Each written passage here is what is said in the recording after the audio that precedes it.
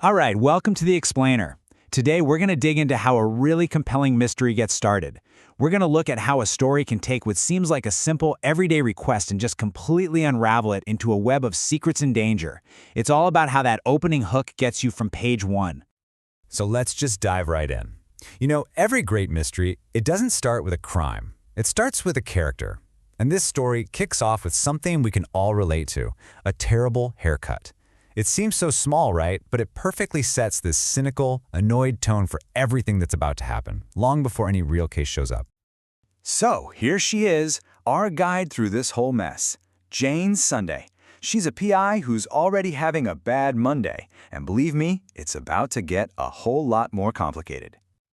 Okay, so Jane runs the Sunday Detective Agency. She inherited it from her dad, who she wasn't exactly a huge fan of. She's a total pro, sharp, and she's got this healthy dose of cynicism. She really thinks she's seen it all, every kind of human drama, but she's about to find out there are some things she hasn't even imagined. So just as Jane is stewing over her bad start to the week, her phone goes off, that Tina Turner ringtone. It's a call from a guy named Norman Parks, an associate pastor, and he's about to pull her into a world of secrets she never saw coming. The meeting place? A Starbucks. A totally normal, everyday spot for what turns out to be a really weird request. This is where Jane gets her first look at her potential new client, and this supposedly small matter he needs help with. Now, this guy, Norman Parks, he's not just some pastor. He's the associate pastor at the biggest church in the city, and he's married to the senior pastor's daughter. So he's a man with influence, and as Jane picks up on pretty quick, a whole lot of ambition. And Jane, she sizes him up instantly. You can just feel her picking him apart. She sees a pastor in waiting, a guy who's just biding his time, waiting for his father-in-law to slip up so he can take over.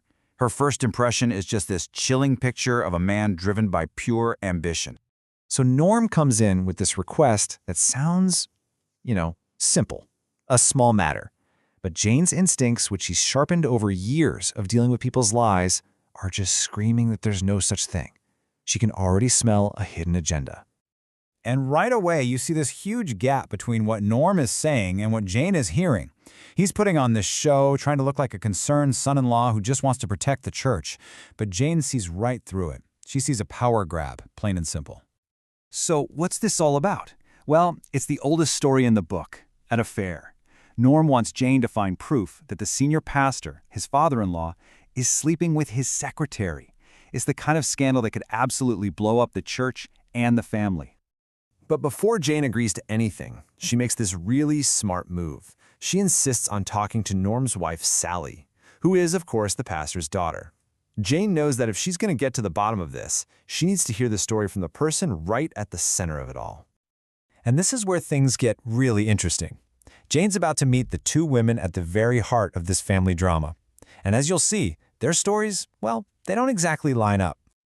Jane shows up at their house and wow, this place says it all, doesn't it?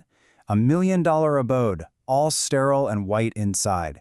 It's like a perfect metaphor for the family's obsession with keeping up this flawless public image. And this is Sally. She's the classic pastor's daughter, right? Her whole life has been lived inside the walls of the church.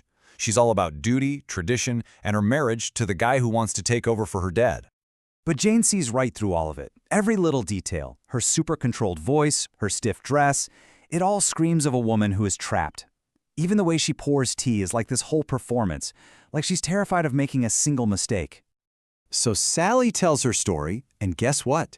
It lines up perfectly with what her husband said. She paints a picture of her father cracking under pressure, and Norman being the only one who can step in.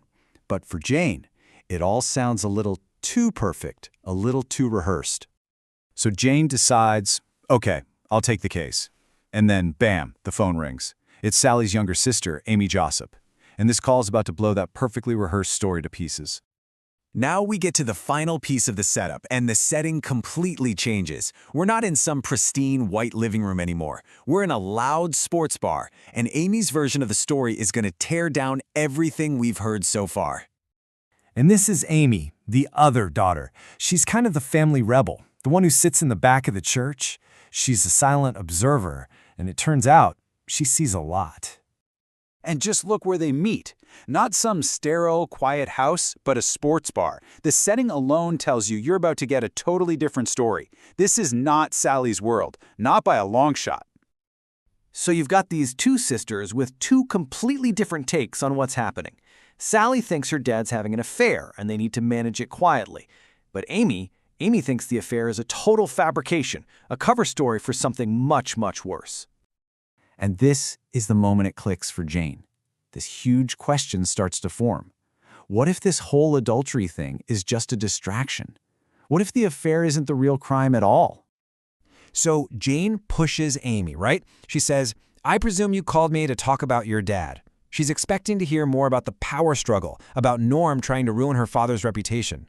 But what she gets is, well, it's a bombshell. That one sentence just blows the whole case wide open.